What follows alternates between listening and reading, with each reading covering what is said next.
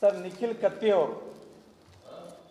ಕತ್ತಿಯವರು ಉತ್ತರ ಕರ್ನಾಟಕ ಪ್ರತ್ಯೇಕ ರಾಜ್ಯ ಆಗಬೇಕು ಅನ್ನೋಂಥ ಒಂದು ಸದನದಲ್ಲಿ ಮೊಟ್ಟ ಮೊದಲು ಕೂಗನ್ನು ಎತ್ತಿರುವಂಥ ಉಮೇಶ್ ಕತ್ತಿಯವರ ಸುಪುತ್ರರು ನಿಖಿಲ್ ಕತ್ತಿಯವರು ಈ ಒಂದು ಉತ್ತರ ಕರ್ನಾಟಕ ಪ್ರತ್ಯೇಕ ರಾಜ್ಯಕ್ಕಾಗಿ ಧ್ವನಿಯನ್ನು ಎತ್ತಲಿದ್ದು ರಾಜೀವ್ ಕಾಗೆ ಅವರಂತೂ ಭಾಳ ಸ್ಪಷ್ಟವಾಗಿ ಹೇಳಿದ್ದಾರೆ. ಇನ್ನು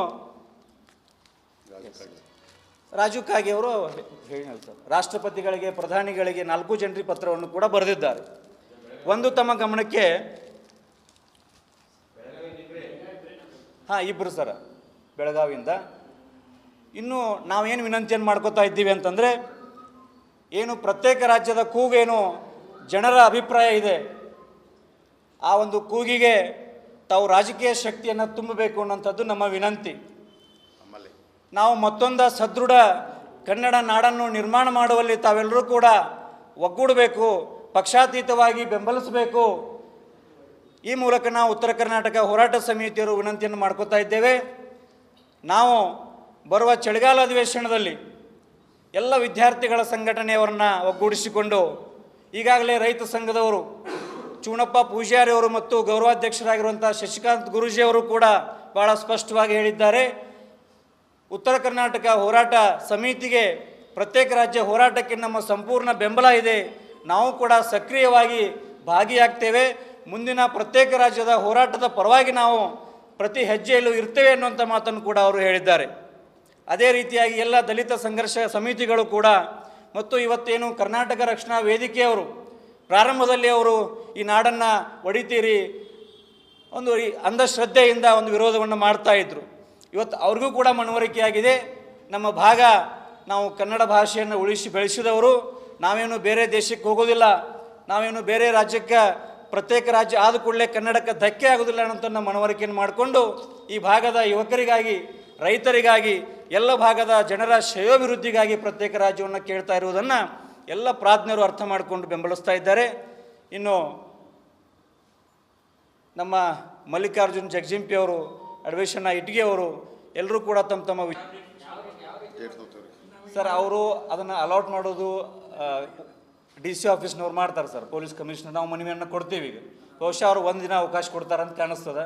ಬಟ್ ನಾವು ಹೊರಗಡೆ ಪ್ರತ್ಯೇಕವಾಗಿ ಎಲ್ಲಾದರೂ ಒಂದು ಕಡೆ ಸ್ಥಳಾವಕಾಶವನ್ನು ಮಾಡಿಕೊಂಡು 10 ದಿನಗಳ ಕಾಲ ಎಲ್ಲ ಸಂಘಟನೆಯ ಬೆಂಬಲದೊಂದಿಗೆ ಹೋರಾಟವನ್ನು ಮಾಡುವಂಥ ಒಂದು ಯೋಜನೆಯನ್ನು ಹಾಕ್ಕೊಂಡಿದ್ದೇವೆ. ಸರ್ ಈಗಾಗಲೇ ನಾವು ಅಡ್ವೇಶ್ ಇಟ್ಗಿಯವರ ನೇತೃತ್ವದಲ್ಲಿ ಪಾದಯಾತ್ರೆಯನ್ನು ಮಾಡಿದ್ವಿ, ನೀಲೇಶ್ ಬಂಡೂರವರ ನೇತೃತ್ವದಲ್ಲಿ ಬೈಕ್ ರ್ಯಾಲಿಯನ್ನು ಮಾಡಿದ್ವಿ, ಶರಣು ಗದ್ದಿಗೆಯವರ ಯಾದಗಿರಿಯವರ ನೇತೃತ್ವದಲ್ಲಿ ಉರುಳು ಸೇವೆಯನ್ನು ಮಾಡಿದ್ವಿ. ತಾವು ನೋಡಿದ್ರಿ 2017ರಲ್ಲಿ ನಾನು ಉಪವಾಸ ಸತ್ಯಾಗ್ರಹವನ್ನು ಮಾಡಿದ್ದೆ. ನಮ್ಮ BD ಹಿರೇಮಠರು ಕೂಡ ಉಪವಾಸ ಸತ್ಯಾಗ್ರಹವನ್ನು ಮಾಡಿದರು. ಅನೇಕರು ಇವೆಲ್ಲ ಪ್ರಯತ್ನಗಳನ್ನು ಮಾಡಿದಾಗ್ಯೂ ಕೂಡ ಕೇವಲ ಅಭಿವೃದ್ಧಿ ಮಾಡ್ತೀವಿ ಅನ್ನೋಂಥ ಭರವಸೆಯನ್ನು ಕೊಟ್ಟರು, ಆದರೆ ಅಭಿವೃದ್ಧಿಯನ್ನು ಮಾಡಿಲ್ಲ. ಹೀಗಾಗಿ ನಾವು ಅಭಿವೃದ್ಧಿಯ ಭರವಸೆಯನ್ನು ನಂಬಿಕೊಂಡು ಕೂಡೋದಿಲ್ಲ, ಉಗ್ರವಾದ ಹೋರಾಟವನ್ನು ಮಾಡ್ತೇವೆ.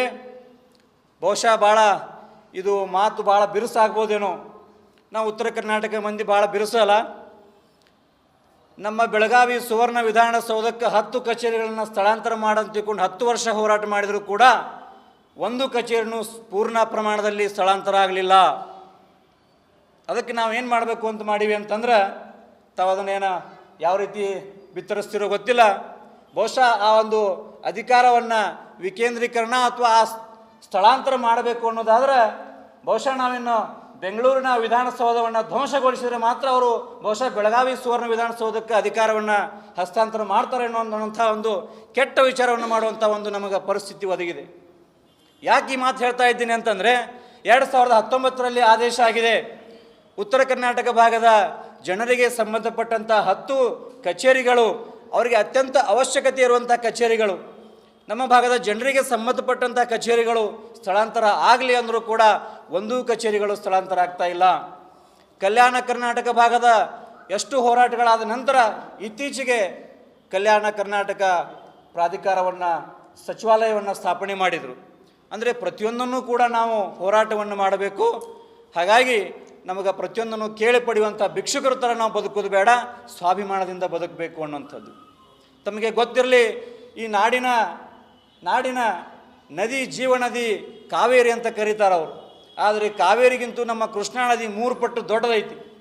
ನಮ್ಮಲ್ಲಿ ಯಥೇಚ್ಛವಾಗಿ ಎಲ್ಲ ಸಂಪನ್ಮೂಲಗಳು, ನೆಲ ಸಂಪನ್ಮೂಲ, ಜಲ ಸಂಪನ್ಮೂಲ, ಮಾನವ ಸಂಪನ್ಮೂಲ, ಖನಿಜ ಸಂಪನ್ಮೂಲ ಎಲ್ಲವೂ ಇವೆ. ಏನಿಲ್ಲ ಅಂತ ಕೇಳ್ರಿ, IT-BT ಕಂಪನಿಗಳು ಇಲ್ಲ, ಅವುಗಳನ್ನು ಅವರು ಸ್ಥಾಪನೆ ಮಾಡಿಲ್ಲ, ಮಾಡುವುದೂ ಇಲ್ಲ. ಹಾಗಾಗಿ ನಮ್ಮ ಭಾಗದಲ್ಲಿರುವಂಥ ನೈಸರ್ಗಿಕ ಸಂಪನ್ಮೂಲಗಳನ್ನು ನಾವು ಬಳಸಿಕೊಂಡು ಸಮೃದ್ಧ ನಾಡನ್ನು ಕಟ್ಟೋಣ ಅನ್ನುವಂಥ ಮಾತನ್ನು ಹೇಳ್ತಾ ಇದ್ದೇವೆ. ಇನ್ನು ಮುಂಬರುವ ದಿನಮಾನಗಳಲ್ಲಿ ಪ್ರತ್ಯೇಕ ರಾಜ್ಯಕ್ಕಾಗಿ ನಾವು ಯಾವುದೇ ತ್ಯಾಗ ಬಲಿದಾನಕ್ಕೂ ಸಿದ್ಧರಾಗ್ತಾ ಇದ್ದೇವೆ, ಉಗ್ರ ಹೋರಾಟಕ್ಕೂ ಸಿದ್ಧರಾಗ್ತಾ ಇದ್ದೇವೆ, ಕ್ರೂರವಾದ ಹೋರಾಟಕ್ಕೂ ನಾವು ಸಿದ್ಧರಾಗ್ತಾ ಇದ್ದೇವೆ. ತೆಲಂಗಾಣ ಮಾದರಿಯ ಹೋರಾಟವನ್ನು ನಾವು ಮಾಡಲಿಕ್ಕೂ ಸಿದ್ಧರಿದ್ದೇವೆ. ಸರ್ಕಾರ ಅದಕ್ಕೆ ಅವಕಾಶ ಮಾಡಿಕೊಡಬಾರದು.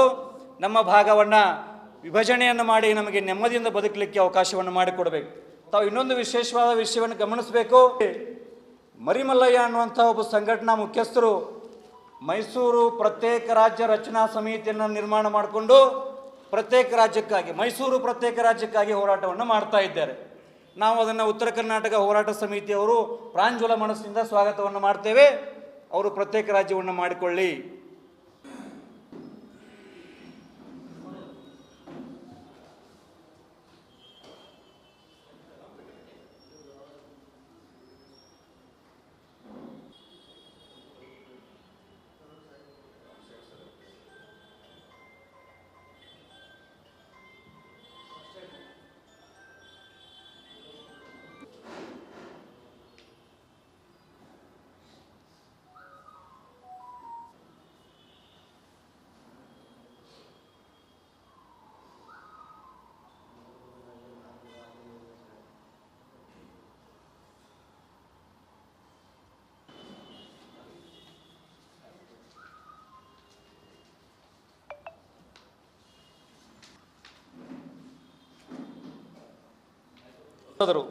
ಹಾಗೆ ನಮ್ಮ ವಿಜಯಪುರ ಮತಕ್ಷೇತ್ರದ ಸಂಸದರು ರಮೇಶ್ ಜಿಗಜಿಣಗಿ ಅವರು ಕೂಡ ಪತ್ರವನ್ನು ಬರೆದಿದ್ದಾರೆ.